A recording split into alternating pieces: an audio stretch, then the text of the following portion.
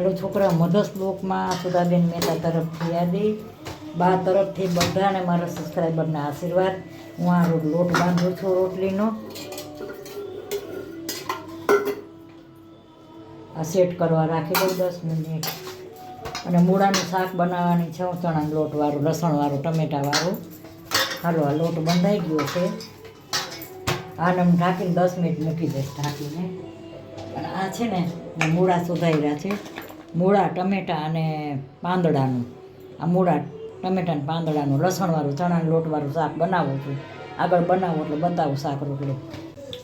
હાલો આ તેલ મૂક્યું છે, જો આ મૂળા સરસ જો હું બનાવું છું લસણવાળા એકલા.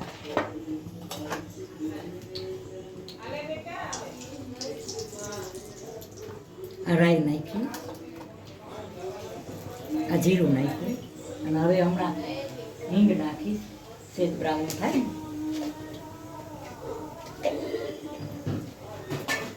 આ લોટ શેક્યો ચણાનો મેં, આ ચણાનો લોટ શેક્યો છે મેં, આ શેકેલો છે જીરું મૂકીને.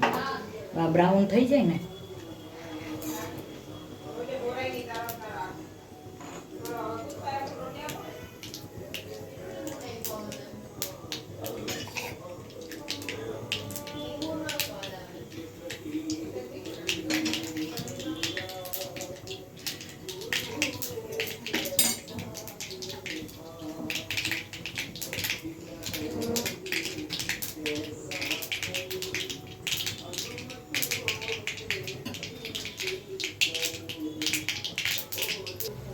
હાલો રાઈ મેથી બ્રાઉન થઈ ગયા છે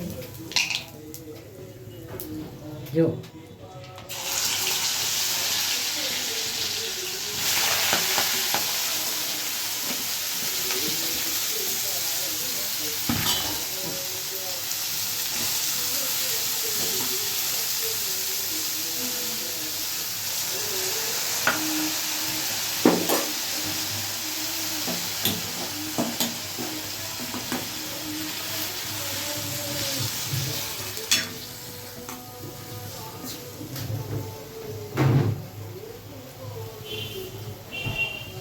આમાં હું મસાલા કરીશ બધાય. હજી થોડુંક પાણી નાખવું પડશે.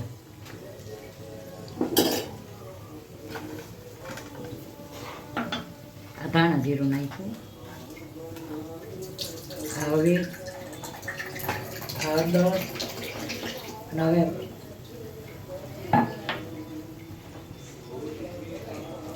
બહુ સરસ શાક થાય. આમાં મીઠું હજી નાખવાનું છે, એ ડબ્બીમાં રહી ગયું છે કાઢવાનું, હમણાં નાખું છું મીઠું.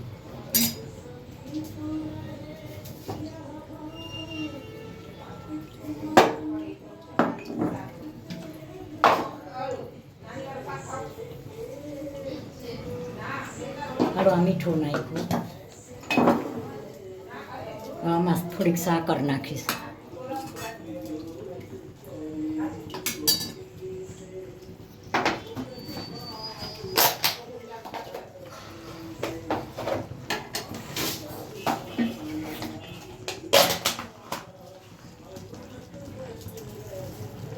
આ સાકર નાખી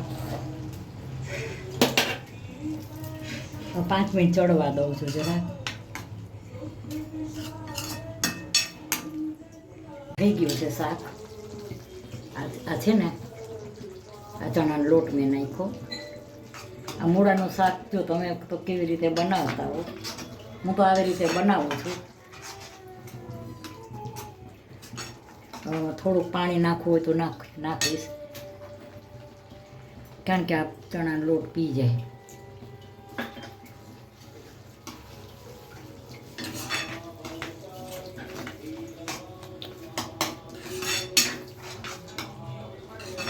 જો આ સરસ થઈ ગયું છે ચણાનો લોટવાળું શાક. હમણાં સર્વ કરી નાખું. રોટલી અને શાક જ બનાવ્યા છે. જો આવી રીતે મૂળાનું બનાવવાનું. જો આ મૂળાનું શાક બનાવ્યું છે, આ રોટલી, આ ડુંગળી અને આ છાશ અને આ મૂળાનું કાચું અને આ મરચાં. તો હાલો જમવા. તો મારું જો મૂળાનું શાક ચણાનો લોટવાળું કેવું લાગ્યું, સારું લાગ્યું, લાઈક કરજો, શેર કરજો, કોમેન્ટ કરજો. અને આજે ભયંકર ઉતાવળ હતી, બધું ભેગું હતું, અને કારણ કે બધાને ભૂખ લાગી છે, થઈ ગયું છે મોડું, 3-4 વાના બનાવ્યા. એટલે તાત્કાલિક જલ્દી આ બનાવીને બતાવ્યું મને. તો મારો વિડીયો શેર કરજો ને સબસ્ક્રાઈબ જરૂર કરજો બાને. બાય બચો.